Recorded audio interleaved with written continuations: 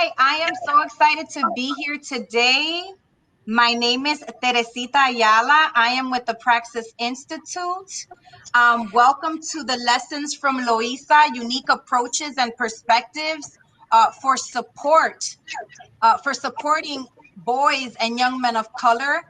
This panel is it's an ongoing collaboration between local government, and community-based organizations in Loíza, Puerto Rico, as they develop and implement wraparound programs and systems that meet the individual needs of boys, young men, and their families.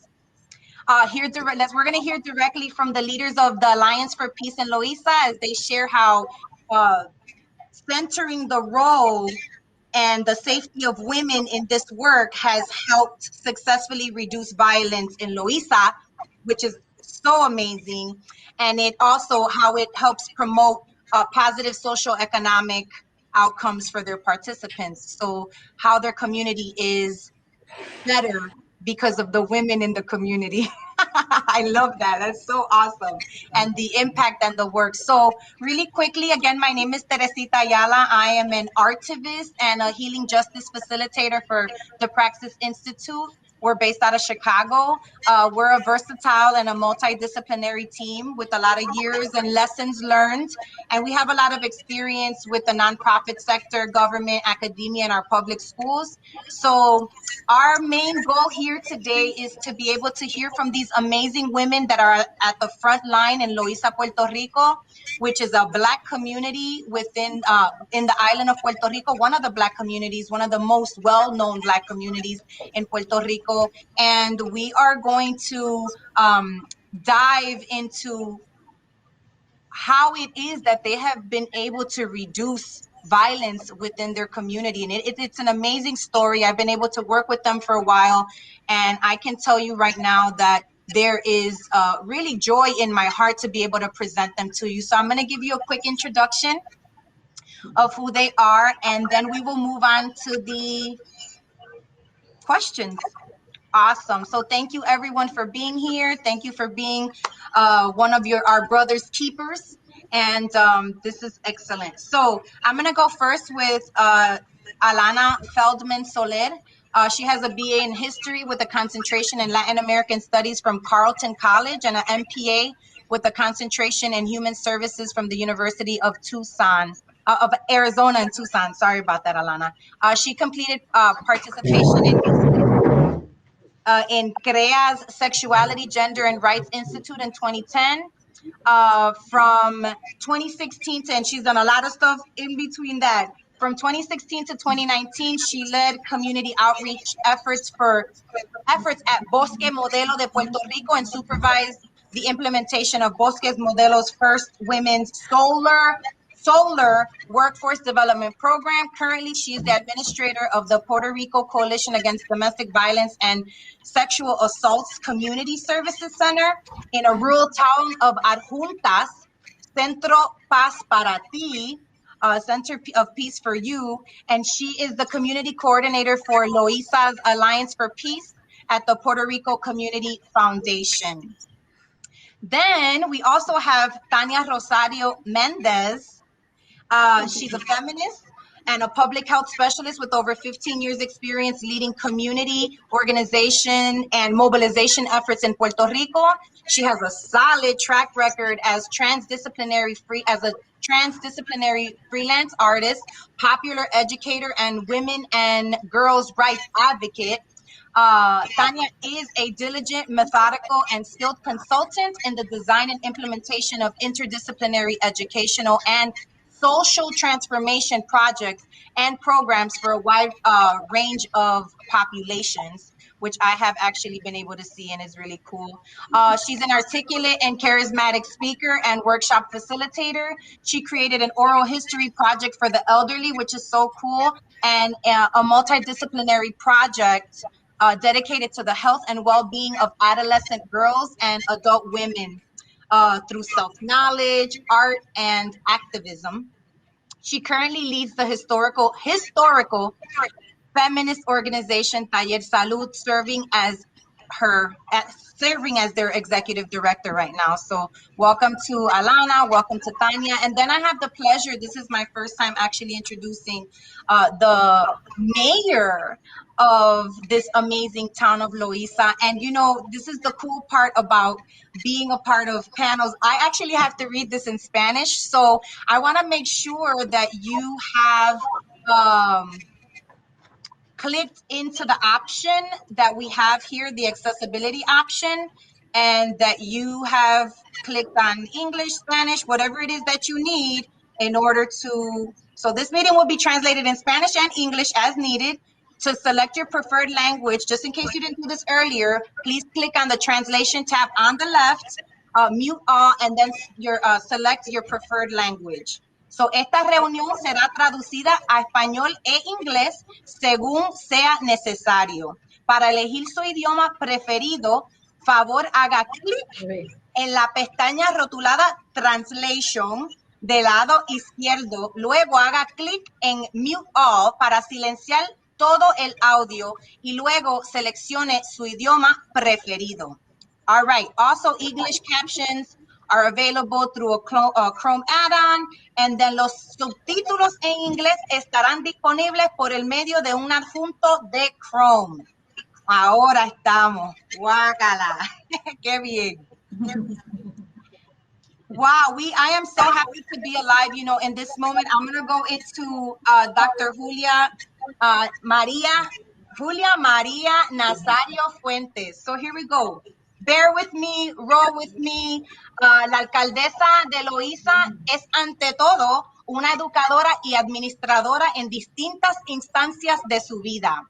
Julia quedó huérfana de padre a los 6 años y es junto a su hermana Nelly, trabajadora social, y su madre, doña Carmen Lidia, con quien crece entre el barrio San Isidro de Canóvanas y Loíza. Es de su madre quien recibe las destrezas y herramientas para la vida.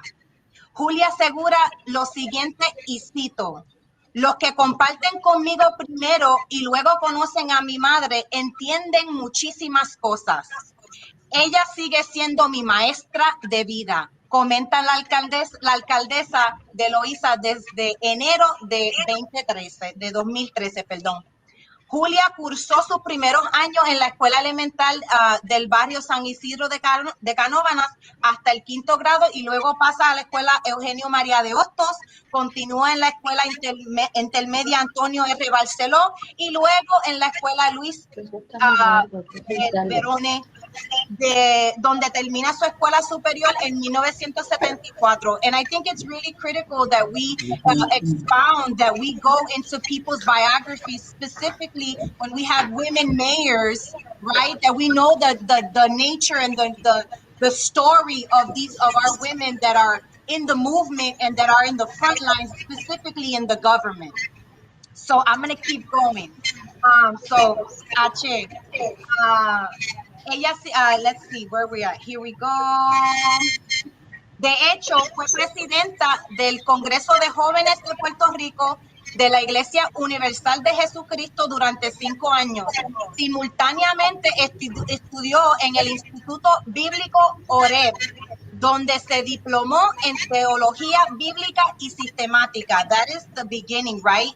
En agosto de 1974 comienza su gran aventura en la Universidad de Puerto Rico, recinto de Río Piedra, donde terminó un bachiller en ciencias secretariales. Ejerció como educadora. Let's see. Ejerció como educadora a nivel secundario y eventualmente regresa a la Universidad de Puerto Rico a realizar maestría en orientación y consejería, tema que le apasiona y continúa hasta terminar el doctorado en esa disciplina con altos honores. I'm going to move on and just share with you that Spanglish, right? Al llegar a la alcaldía de Loíza, so she moves into becoming the mayor of this town, Nazario Fuentes emprendió una importantísima tarea de reorganizar las finanzas municipales, handling the money, estructurar los servicios municipales y ofrecer desarrollo profesional a los empleados con clases de inglés y educación continua. So it is with honor and it is such a pleasure to have all of these beautiful women representing, you know, the power of leadership within community. And so I am going to move into the questions, if that is cool with everyone on the panel. How are we feeling? Are we good? Alana, hola. Tania, hola. Doctora Alcaldesa Julia, un placer. Les voy a empezar a hacer... Hola, les voy a empezar a hacer las preguntas. Again, I'm in Spanglish mode, so I'm going to do my best to move through this. So the first question, and this is for all of the panelists, is can you start by giving your perspective, your personal perspective as to how your own gender, how cool is that? How your own gender identity and the gender identities of the Alliance for Peace, which is mostly women, has helped inform the process for how you go about working with boys and young men in the community. Okay, so I'm going to start off with Tanya, if you are open to answering, kicking it off for us and answering that first question. So your perspective as a woman, most of the folks that are doing this work, and I know there's men, but the women are leading the charge here. Can you give us a little bit more, like inform us of the process of how you go about working with young boys, with boys and young men of color in your community? Thank you. Gracias. I'm really very happy and honored to be here with you all. You didn't mention this in Alana's biography, but Alana was part of Taller Salud, was a crucial part of Taller Salud, and she was the one who was in charge of the Acuerdo de Paz initial conversations, of the launch of the program. So she has a lot to tell about how that came to be. So answering your question, I would say that so personal experience does inform a lot of how we understand, how we go about making decisions, and how we connect with others. So in my experience, I would say that the core or main aspect of the work that we are doing has a lot to do with listening, listening first, and listening with respect, which can seem as something easy, but it's actually quite difficult, especially when you are pressed by circumstances and by deadlines and by interest. So in terms of doing community work to address community violence, for us, it has proven critical to be willing to really listen to the most affected by violence. Most of the time, I don't know if it's a cultural thing, but most of the time in our communities, people that come with a problem already have a solution. Sometimes they even have several possible solutions. So listening has proven to be key, and it has also proven to be some kind of a muscle that you need to strengthen through time. So I am not entirely sure that only gender plays a role here, but definitely in our experience in the past years, the way that women express leadership, especially in Loíza, have taught us a lot about how you go about sitting with people you don't agree in everything and still being able to listen carefully and finding common grounds. So our experience is as a feminist organization, if we are listening to women and women's priorities and women's stories, if we are fast enough to and flexible enough to make women's priorities feminist priorities, has allowed us to do a lot of good. So that would be my answer. Thank you for that. I really appreciate the piece around like building the muscle, right? To be able to and to be willing to listen. Building the muscle to be willing to listen. That's pretty intense. And it is hard. Thank you for that. Alana, if you would if you're open to Sure. sharing. Thank you So so much.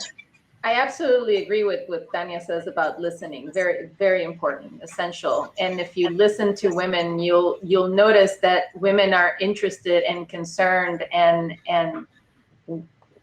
willing to get involved in a lot more than what is publicly assigned to them, in conversation and communications. It's assumed that there's certain topics that women are mostly interested in, will be engaged in, and if you listen to them, you'll notice that it's a lot more. There's a lot more that women are interested and willing to get involved with. And I would add to what Danielle was saying, just two things that came to mind. One is that we are all very active, very energetic, very solution-oriented women.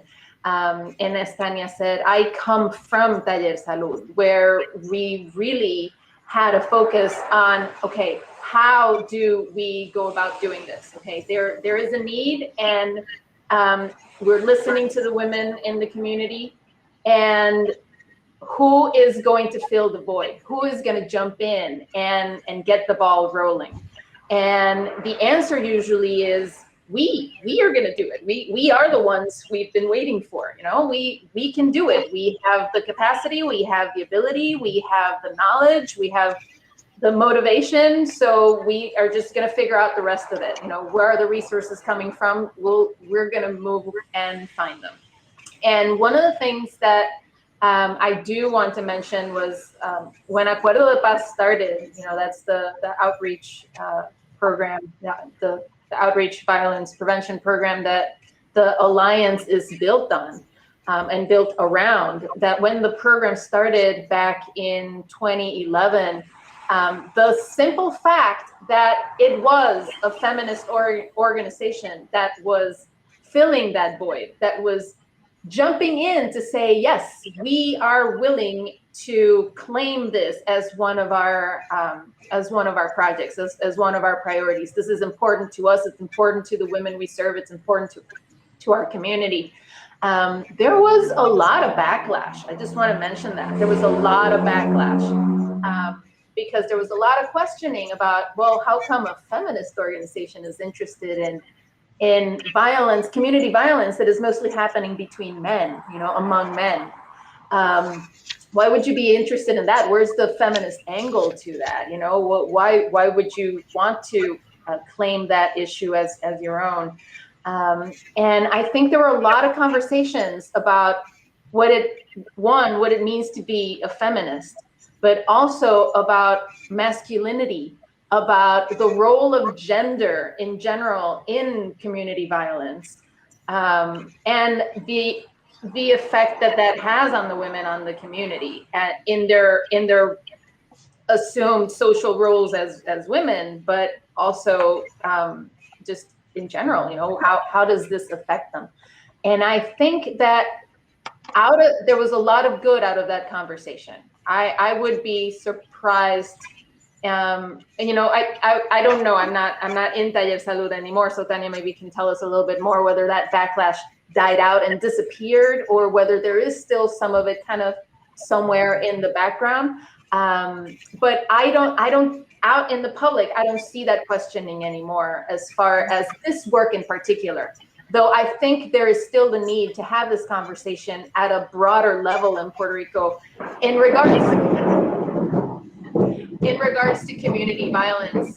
beyond the work that Acuerdo de Paz does in Loíza, and the need to talk about gender as an intersectional topic, as something that intersects not just violence, but a lot of other things that kind of frame, the way we relate to each other in our society in Puerto Rico, and I'm assuming everywhere else, but this is where I live, so this is what I know. Thank you for that. Thank you for that. That intersectionality, that is where it's at. That is the conversation. We do have to have a bigger, and it's not just in Puerto Rico, just period, right? And it's so beautiful to see how much more women are just, how much, well, we've been, but how, because of social media and things like that, now we're able to push a little bit more, a lot more. And so, which that's a whole other story about how great, for example, Taller Salud's social media is, and how I check it every day to make sure that I'm up to date with what's happening with the pulse of women in the world.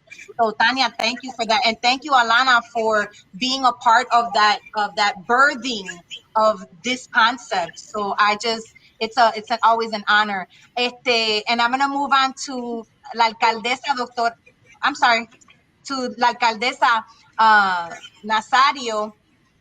If you can answer that question, I'll ask the question again just in case. If you can share a little bit from your perspective on how your own gender identity and the gender identities of what you've experienced in the Alliance for Peace, which is mostly women, how it's helped inform the process of how you are doing this work with young boys and men, or boys and young men in the community in Loíza as the mayor. See, I'm going to answer in Spanish. Hello to everybody that are listening to us. Mira, para ser, primero que nada, para ser una mujer alcaldesa, es bien duro. Empecemos por ahí. En Puerto Rico, de 78 alcaldes, solamente hay actualmente 9 mujeres alcaldesas. Wow. Así que se nos hace bien duro. Tanto Alana como Tania han dicho una palabra que es bien importante: escuchar. Así que básicamente escuchar. Por mi formación como consejera, yo le añado leer la entrelínea. Al loiseño hay que saber leerlo. A veces te están diciendo una cosa verbalmente, pero con su cara, con sus gestos, tú puedes entender más allá de lo que te están diciendo verbalmente. Así que yo creo que eso lo tenemos las mujeres de por sí, ¿verdad? El poder captar, tal vez posiblemente porque venimos ya diseñadas, todas, aunque no se tengan hijos, diseñadas para tener hijos, ¿verdad? Y básicamente podemos tener una conexión con hombres y con mujeres de una manera diferente. Así que me ha ayudado mucho en Loíza, y en mi caso, Tania sabe que yo me meto en todos los lugares a hablar con estos jóvenes. En ocasiones muchos de ellos no tienen una preparación académica, muchos de ellos no terminaron su 4º año. Esa es la población que estamos atendiendo ahora, esta población de riesgo, y con los que están a punto de dejar la escuela. Así que para nosotros como mujeres, el hablar, en Loíza hay muchas mujeres, y de hecho la mayoría de nuestros líderes en Loíza son mujeres, la mayoría. Así que trabajar con ellas, pues ese entendimiento se nos hace un poco más fácil. Yo tengo un temperamento de poder entrar a las comunidades y decirle las cosas como son. De otra manera no hubiésemos podido trabajar con lo que encontramos en Loíza. Acuerdo de Paz, Taller Salud son aliados bien importantes, y y tocamos sus puertas desde que llegamos como alcaldesa, porque yo creo que el trabajo que ellas hacen en Loíza es la clave de dónde estamos hoy en día con relación a dónde estábamos en el 2011. Así que allí básicamente, aunque he visto, ¿verdad?, que en el grupo de Tania ya hay un grupo de hombres, regularmente toman la batuta las mujeres. El respeto es bien importante, eso sobre todo, el respeto, escuchar y respetar a todos y creer que todos los seres humanos tenemos un potencial para ir más allá de donde estamos. Así que esa es la meta que tenemos y yo me crié con una mujer, no había la figura de un hombre en mi hogar, así que yo sé hasta dónde podemos llegar. Así que básicamente es escuchar, poder leer más allá de lo que nos dicen y sobre todo, ¿verdad? Ser empático con las necesidades de nuestra gente. Eso es esencial. Gracias por compartir eso. I really feel that piece around this is already, there's so many nuggets, right? This concept of like being willing to listen, building that muscle to be willing to listen. That the name of this forum, or the energy behind this forum, is to break barriers and build dreams. And this is the way that we move in that direction, right? Is to be able to get the build the muscle to be willing to listen. Then when you're listening, make sure that you put yourself in a position to be able to read between the lines. And when you are able, with this empathy, right, with this compassion, a level of compassion based on the concept of respect, mutual respect. And that's how we get to this, having a collective that's healthier. So thank you for those nuggets. I'll make sure to put them somewhere and share them back to you. Thank you. So we're going to move on to the next question. And it is, in your experience, what are the key elements needed to effectively sustain the collaborative nature of an alliance? Because to be an alliance, it's work. So in your experience, what are the key elements needed to effectively sustain the collaborative nature of the alliance? So I'll go ahead and start on that. Awesome. Thank you. Since I did mention I started out at Taller Salud in this work, but right now I'm coordinating from the Fundación Comunitaria de Puerto Rico, the Alliance. And the Alliance is composed of a number of different organizations, youth serving organizations in Loíza. Every single one of those organizations has a history, has been working in Loíza for years, and has an experience and has a model that has been successful, but also has been modified according to the experience of working in the community. So I would say that one of the keys to the Alliance's success, again, of course, based on listening, but it's communication, constant communication and flexibility, because even though all of these organizations have worked together, have collaborated up until, until a point, throughout all of these years,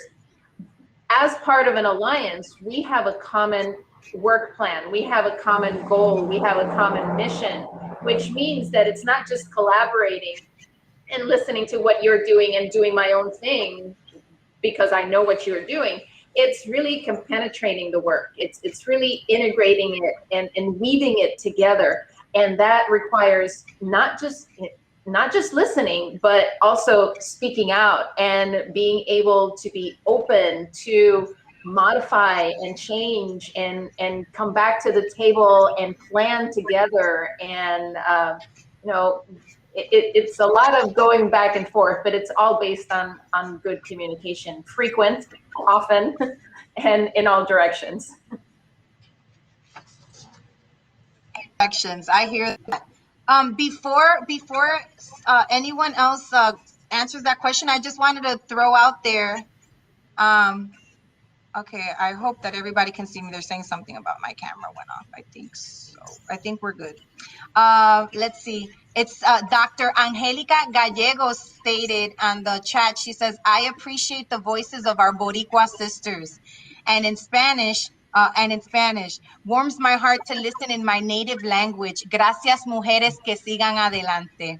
So Ahí seguimos. So the question is, in your experience, what are the key elements needed to effectively sustain the collaborative nature of the alliance?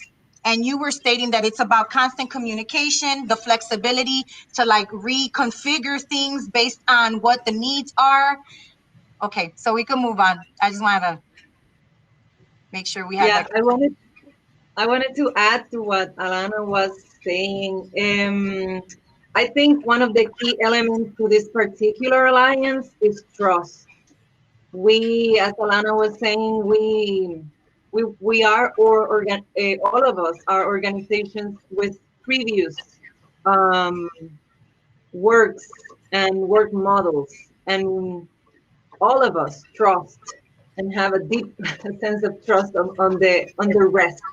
We all trust that each member of the alliance brings a lot of expertise and a lot of commitment to the table. So that has proven to be critical. And I would say that the other aspect is that we share a common sense of purpose. So we are all willing to go beyond what's expected from us because our purpose, to bring real opportunities to these young boys and men of color, which is our primary population, but also to expand opportunities to all the communities in Loíza is a purpose that we share. So because we all are committed to the same purpose and willing to do more than is expected, I think that builds on the trust that we already had, and it also allows the alliance to do a greater good. It sounds so, or it sounds like such a, you guys were already doing the work. And so it's just, or it was an organic, it's an organic experience where the trust was already like formed. That's a beautiful thing when you can say that, right? Because that's not necessarily the story for other places. And so it's a beautiful thing to hear that there is that trust lived there, and then you're not, now you just continue to add on to it and amplify, and you're able to like live out this purpose, not just have a purpose, but live it out together. That's pretty dope. Love it. Alcaldesa Nazario. Yes. First of all, effective communication with all the elements involved in the work we do. The participants, the community, the leaders and parents, and also it's very, very important to be open to the suggestions of everyone. The two keys more important for me is the love I have for our people and the respect for everybody. That is the way I work every day, loving my people and respect everybody in my town. That is the two keys more important for me. Thank you for that. Thank you for that. Love and respect. Yes, we need more love and respect every day. More. So thank you. Thank you for that. I'm going to move on to the more individualized questions. And so I have one for you, Tanya, one for Alana, and one for Julia. The time is moving fast. That's how it is in these things, right? I wish we were together.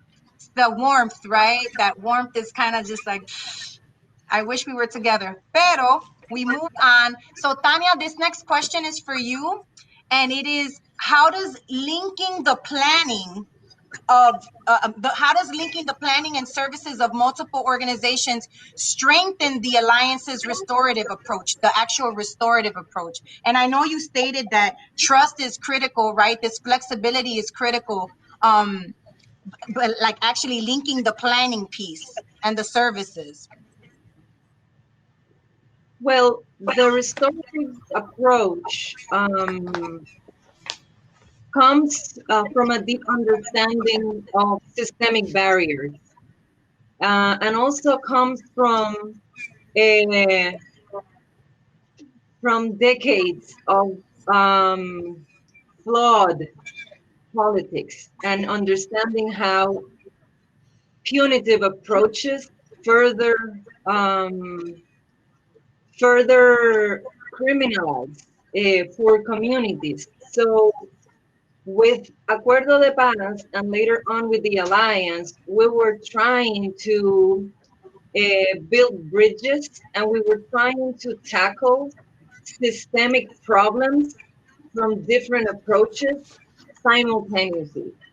So when a young boy of color from our community is faced with um, barriers of access to education, with barriers of access to opportunities regarding jobs or economic security, with uh, racism, and also is a part of cycles of violence.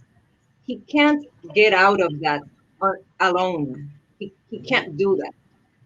So what we do is we bring a holistic model that is centered in public health, and each of the members of the alliance is a component of that model. So what we were doing since the beginning of the alliance is bringing the planning to the table that in prior years we were all planning by ourselves, and sometimes our initiatives did coincide. Many times it happened, but in many ways it's more difficult to do a simultaneous approach with a common goal if you are not planning together. So that I think that is what the pivot that the alliance brought, that we were forced to pause a little bit because we do work in a hurry. We do work time sensitive matters. So we do work in a very fast paced um, speed. So the alliance brought a little bit of a pause to sit down and really look into longer term goals and allow us to plan carefully.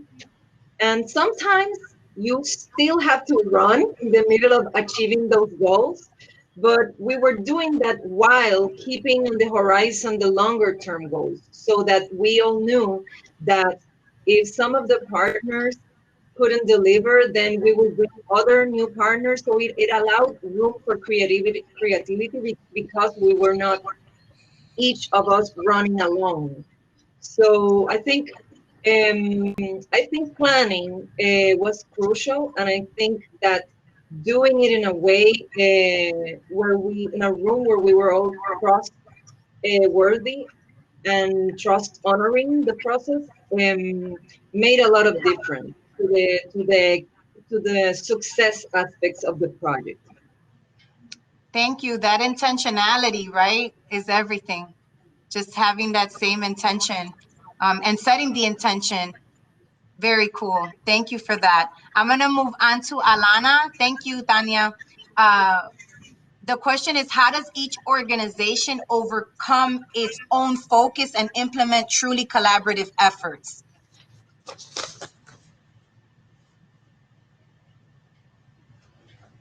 Well, it's taken time. I would say that was one of the goals we set for ourselves at the beginning of the alliance. As I said, every one of the organizations in the alliance has been working, and Loíza has been working with youth for a long time, but basically with different models, with different focus. And so at the beginning, there's the growing pains. I think every organization knows that, and I think probably everybody who's listening to us right now is thinking, yeah. When you bring together a lot of different people, even when you have the same intention or similar goals, there's going to be some rough edges, because you're used to working in a certain way, using a certain model, and it's worked for you, and you know that that is successful for you. So being able to see you know, the needs of Loíza's youth from somebody else's perspective, and having your component, your you know, your expertise is being added to the mix, depend on somebody else in that same group, so that you cannot just, you know, implement your own model independently on your own. It's not going to work. It's not going to fly, because it's an alliance. And as a definition, we have created a work plan where everybody's it's interdependent. You can't have mentoring without outreach. You can't have a workforce component without education. You can't have education without, you know, so it's all weaved in together, which means that it kind of forces everybody to the table. And it can be frustrating at the beginning, because you're bumping heads, because you're used to doing it a certain way, and you have to be flexible to be able to accommodate for everybody else's perspective and way of seeing it, and all of these models to be able to join together. So that would be what I would what I would say. And it's beautiful because you're modeling for the community what it is that works. And they're watching that every single day. They're watching. It's not just a person from Taller Salud. It's a person from Nuestra Escuela too. It's also a person from mentoring. And it's so cool to see the tentacles, right? It's almost like you guys are like transformers. And you all come together and you become this big transformer, and you just go out there. And I've been able to witness over this year, or during the pandemic, during COVID, how, you know, when people expect folks to stay inside and have fear, you all were still out there doing the work and providing the resources for the community, whether it be masks, food, I mean, all of it, and still talking about the issues that were happening. It's so cool. It's so, as a woman in the diaspora, right, as a community organizer in Chicago, as a Puerto Rican woman in Chicago that's organized in Chicago and New York, to see how there was, I never felt or saw a pause. You never paused. There was never a pause during COVID or during this pandemic. There's not been a pause. And on top of that, all the work that you had to do, because it is a Black community, and everything from the Black Lives Matter, the George Floyds, all of these things were happening as they were happening here. It's like a microcosm happening. It's happening there. All of the same things are happening there in Puerto Rico. And so it's just, I'm so thankful that you're here at this forum talking about this world that's happening away from us, but it's really happening to us too, right? As these American citizens that we are. And so I really want to highlight why this piece is so important. And thank you. Like, this is so important for me. And I know it sounds kind of like selfish, but it's so important for me because I feel like the invisibility of Puerto Rico, and specifically in the community that you're working in, right? Like, we need more visibility. We need to be seen more and more and more. And I really hope that the folks that are watching this right now, that decided to click onto this part of the forum, that you extend yourself and you move and find out more information about what has happened with the Alliance, what is happening at Taller Salud, and connect with these folk. That is my plea at this moment. Please connect with these folk, because the work is critical, and these lessons from Loíza, it wasn't just a title. This is really it. There are lessons that you can learn about collective action. And so I'm going to move on to the next piece, and I'm super emotional about it. And I'm always going to be emotional about it. It is what it is. I'm thankful to be self-expressed and to have a platform like this at this moment to make that call out for you all that are really doing an amazing job. So the next question is for La Alcaldesa Julia. why is it important for the city to be involved as an active partner in this work? Why is it important for the city to be involved as an active partner in this work? And, you know, usually the city with the community with the government, that's a really thin line. And so just listening to what you said earlier around, you know, from the listening to the reading between the lines to not being afraid to go out into the community, you know, that's the beginning, right? Can you expand on that a little bit more? Yes. Here in Loíza, we have limited economic resources. So we have a lot of partnership. But the most important for us is this one. This one because it's extremely valuable due to the word Taller Salud do what our young people. So that is very important for us, and the experience and the quality of the resources that they have available to our young is very valuable for us. So this never in Loíza, never. We have such an alliance, and we are well committed to the resort Taller Salud have with the work they are doing here in Loíza. So we are very happy to be part of the work they are doing here.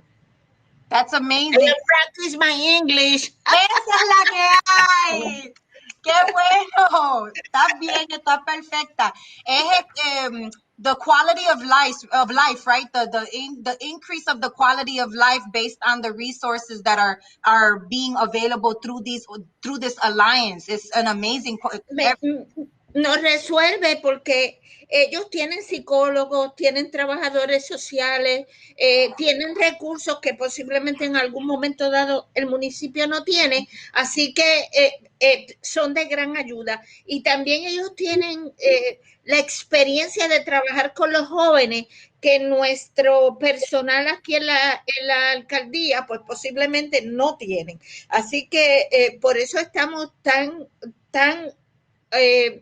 contentos y agradecidos de que ellos nos hayan acogido como parte de su gran proyecto en Loíza, un proyecto que ciertamente ha dado resultados. Qué nítido, eso me trae tanta alegría.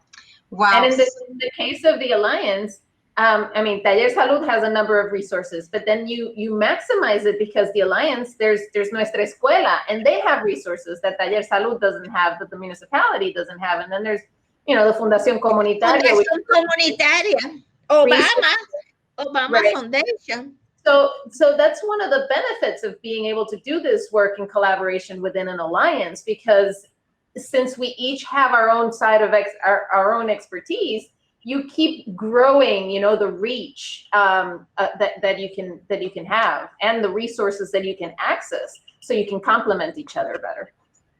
That is what is, I am so happy. I'm so happy. And I really, the energy that I send your way is that there be more resources and more resources, because just watching the work and actually living the work, being able, I was able to go in 2019 and we had a workshop on the beach with Tanya from Taller Salud, right? And she was able to talk to young women that had been young women from the neighborhoods in Denver, and to compare stories and to talk about how important the women are within the movement.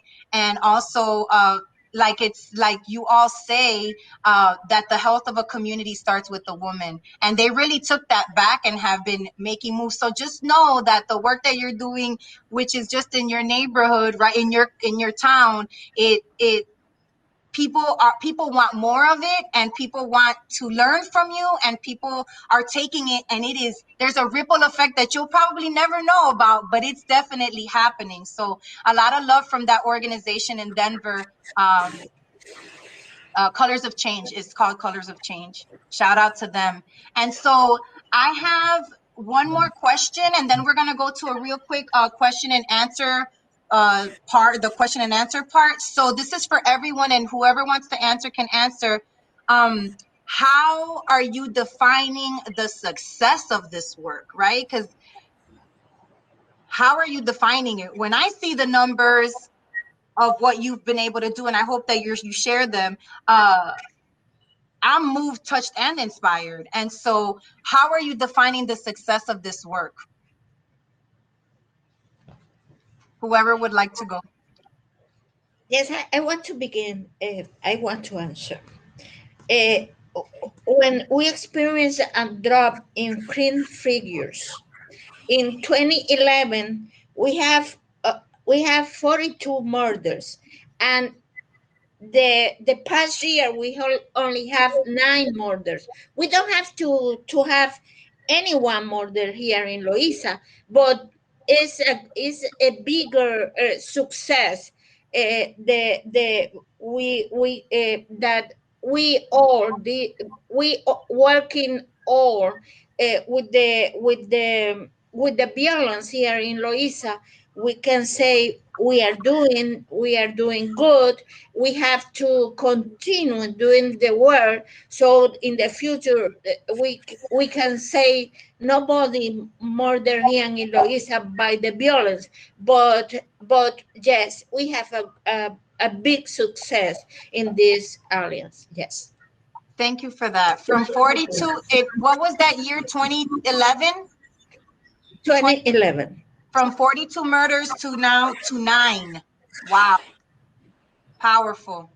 Congratulations. And I believe you will get to the 0. I believe it. Yes, we are going to go to I'm 0. with you. Yes. I stand with you. Absolutely. Anyone else? We're building social capital. We're helping, we're helping organizations work amongst themselves. We're helping communities be able to solve their problems. We're filling in gaps for needs that have been identified in the community. So like Julia said, our goal, our real goal is 0. We want 0 murders. But we know that to be able to get there, there's so many other things that our community needs, and that we can help them solve on their own, and we can help them access resources, and we can help by being organizations that are working together to fill in the gaps of the needs amongst the community, the youth that we work with, but also because each one of our organizations doesn't have to be the be-all, end-all to everybody. We can focus on what we're best at, and be able, if we can build a strong alliance, then we can be able to complement our work with others without feeling that burden of having to do it all yourself, which I think is pretty heavy in the nonprofit world. So that's real, for sure. Thank you for that. I think we're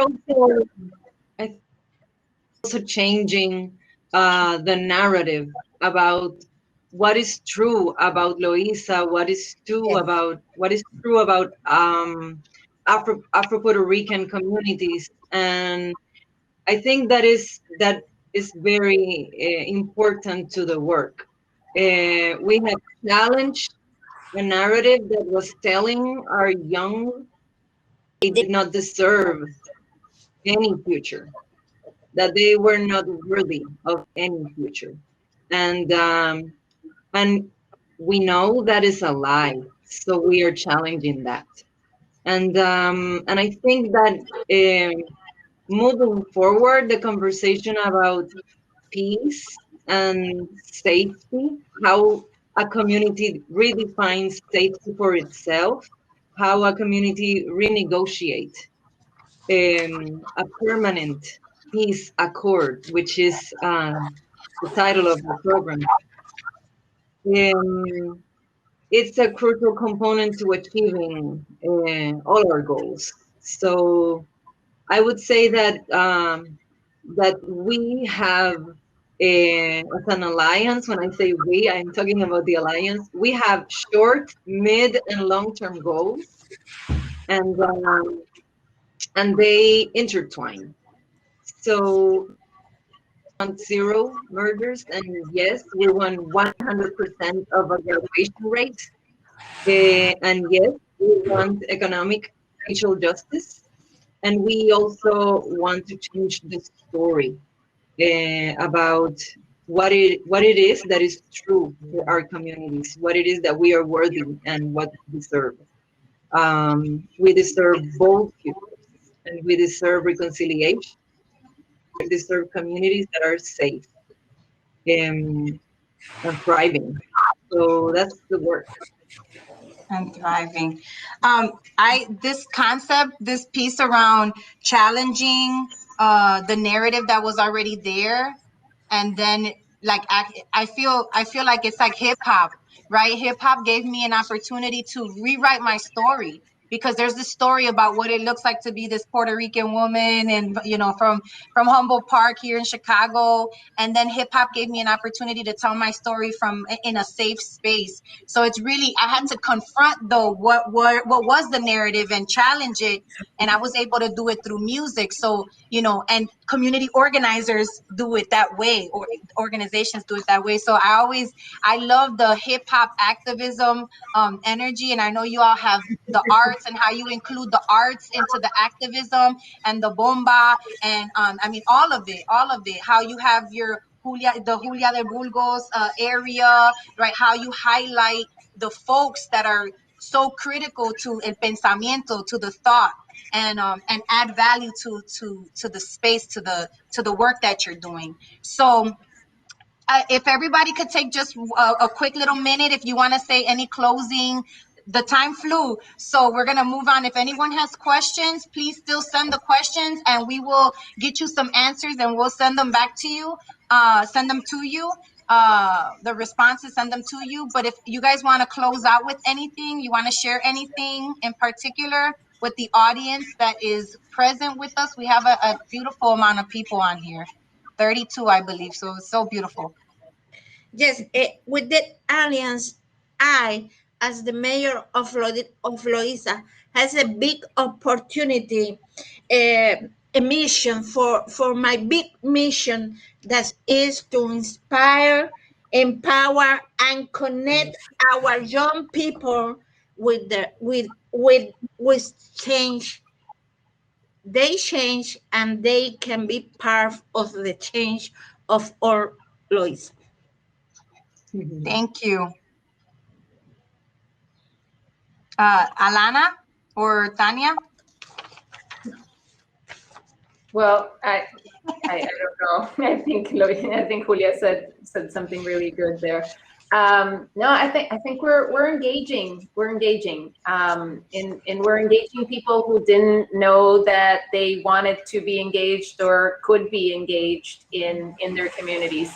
And I think that's very important part of the process of getting to our goals. Is being able to have that, to build relationships between organizations, communities, leaders, business owners, youth, being able to have that conversation and be listened to.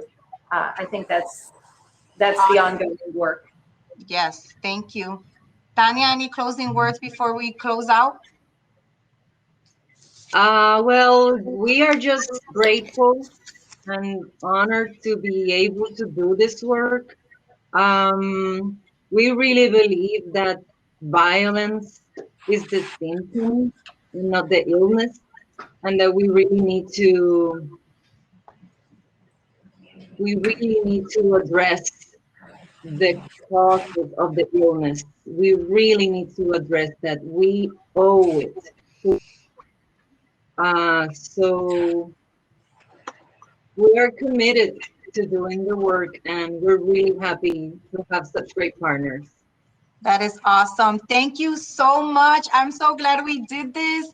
Thank you to everyone that decided to click on here and go to the lessons from Loíza, unique approaches and perspective for supporting boys and young men of color.